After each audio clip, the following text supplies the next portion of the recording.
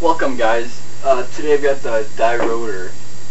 This has been called the best loader of recent times in paintball, and I went and picked myself up at ansgear.com. They've got a great deal, obviously. They got free shipping on orders over $100, which a lot of other websites have. They also have a free quick feed with Rotors, so for $190. It's a little bit of cash, but if you can get a nice hopper that's going to last you a very long time, that's very durable, I think of it as an investment, and I see it as something that could be potentially good for me.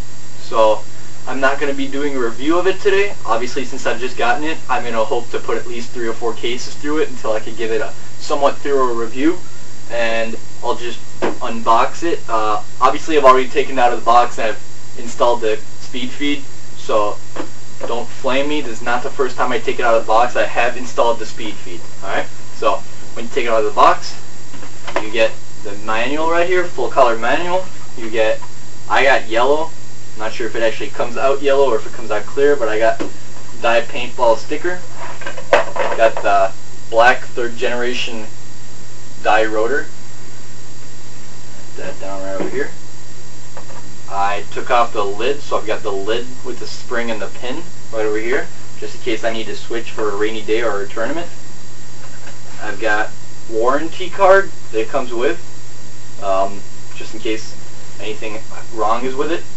And what I did like is a lot of people have been talking about the quick feeds that Dye has come out with for their rotors, that they sink in a lot of time over certain amount of times, and that they get really soft, kind of like the Ultra Crown problem with the Halos, with the Virtue Ultra Crowns, the Virtue Ultra Soft Crowns.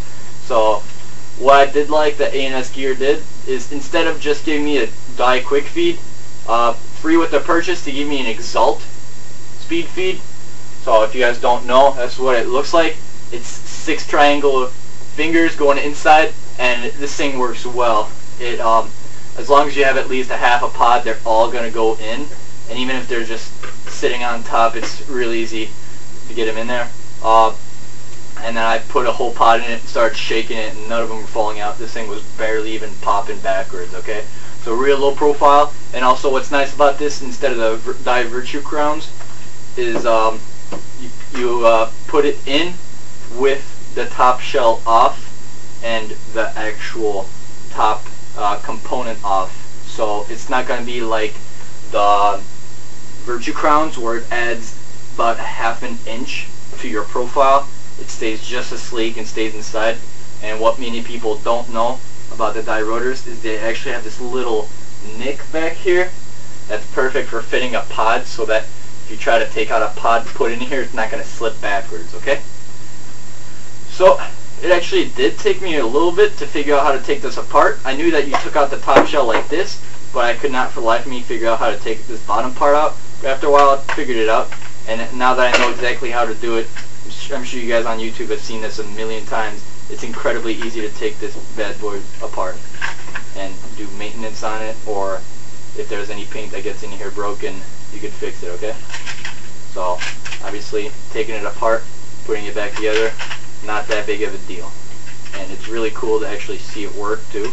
So if sometimes you want to open up and take a look at how it works, it's really cool to see it in action. So I've heard many people say that this is extremely loud, and that's mostly because they refer to this as videos. News to you guys out there, videos do not portray loudness of anything very well. Like, I've heard a lot of paintball guns that shoot real smooth, including mine. My gun shoots super quiet when I'm out in the field, but when I'm in my backyard or when I'm in a shooting area with a very loud echo, it sounds like I'm freaking shooting a rocket. So it makes a lot of noise. And just like this, it makes a certain amount of pitch and noise that cameras seem to pick up a lot more.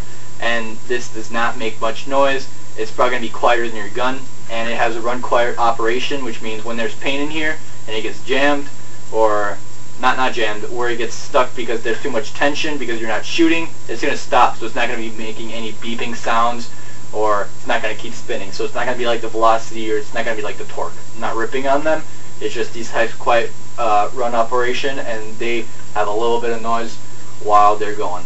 But if you get a chance, turn it on, take a look at it, and it actually looks pretty cool how the system works. What many people do not know, including myself until I just got this, is that the bottom tray area below the rotor arm spins in the same direction as this. I thought it was just stable and sat there, but it actually spins with the top cycling feed. So I thought that was pretty cool, because since there's always going to be friction on the balls at the bottom, that's what she said, friction on the balls, but since it's always going to be spinning, they're not going to want to be stationary, and they're going to want to just go to the rotor arm and feed into your marker a lot faster.